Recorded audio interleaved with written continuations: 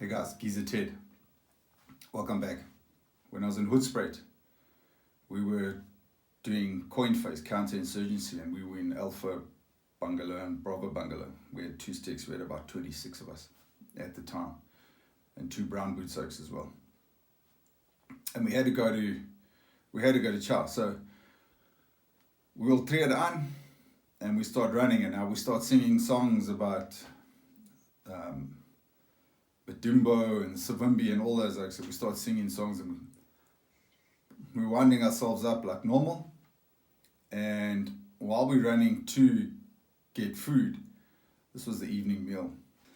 And the next thing, as we're carrying on running, oaks are just diving into the bush and hauling all over the place. And the next thing, 2 or 3 oaks jump in front of me, and in front of me, down there about 3 or 4 meters, I see there was this camel spider.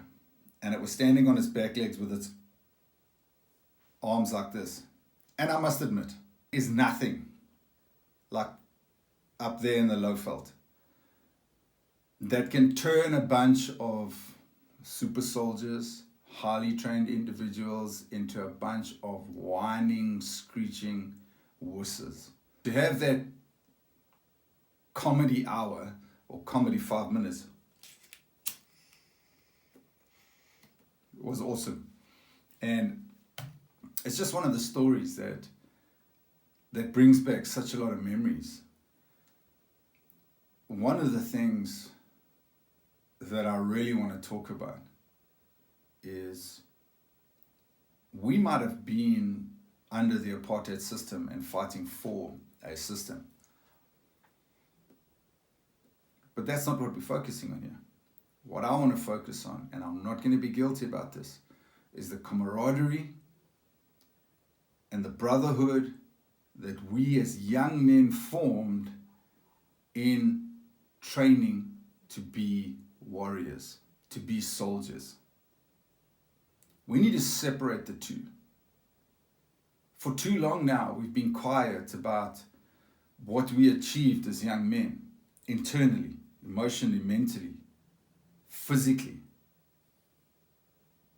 You know, a lot of us, we keep quiet about this. You know what really struck me a year ago, 18 months ago? I lost a good mate of mine. He was 53, I think. He was a recce, and he was in the Air Force around about the time I was. I never saw him then. It was only afterwards that we met. We had a couple of bras. I lost him to brain cancer 18 months ago.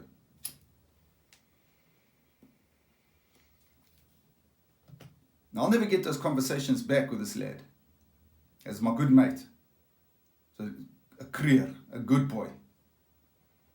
And I sat around a fire the other night, and 3 of my mates from church, in actual fact, my pastor, he went straight into medics.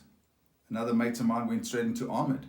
And another mate of mine was in the Navy. And I thought to myself, wow, around one fire, what's the chance of getting 4 guys that had different experiences in the army? I was only when we went to the Air Force, my mate went to the Navy. And yet we've all got kids. I'm 55. We don't talk about these things. And when we do, people's eyes glaze over. They don't know what we went through. They don't know what we as 17, 18, 19, 20-year-olds went through. And I'm not whinging about it. I'm proud of it. I'm saying we've got to be proud of who we were, what we became. We were young boys put into a system that some of us brought out the best of us, and some brought out the ugliness out. And obviously you've got a journey to walk. And we'll cover these issues about, facing the ugliness that came out of you. But I want to speak about the positive stuff, the good stuff.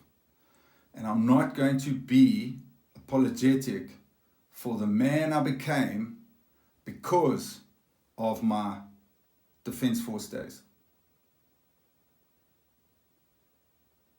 I sit here proudly. My boot was in the Royal Marines. He was a British commander. My dad was a parabat He was part of the first hunter group boys before they started recce's.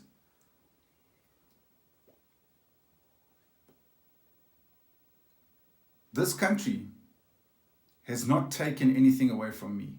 It's added to my life. Is it the country that I fought for?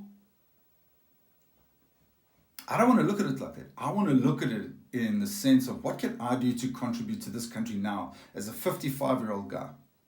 I work in software. I'm an industrial engineer. I don't know anything about software. What do I know about software? So I've got these young kids who are entitled brats. They don't know.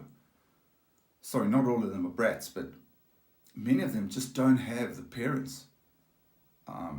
They just don't have the people to give them mentorship, to guide them. And yet a lot of us can do that. We can contribute, we can mentor, we can guide these youngsters. Yet a lot of us are stuck in guilt from the past.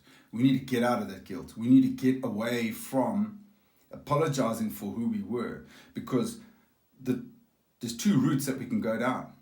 We can hold on to the past and hold on to the apartheid system and cry about the country that never materialized after we lost our friends and brothers. Or we can say, let's go. Let's contribute to, because this is not our world anymore. This is not our world. But we need to be relevant. Our world was then as 20-year-olds. Our world was then. That world's gone. But we can make a positive impact on these youngsters today. And the way we do it is to recognize that we were soldiers. And what we learned then, we can impact and impart into these youngsters today. Be proud of your heritage. Be proud of what we did. Be proud of what you became. If you did bad stuff, reconcile with yourself, God, and your enemy. Till next time. Cheers, boys.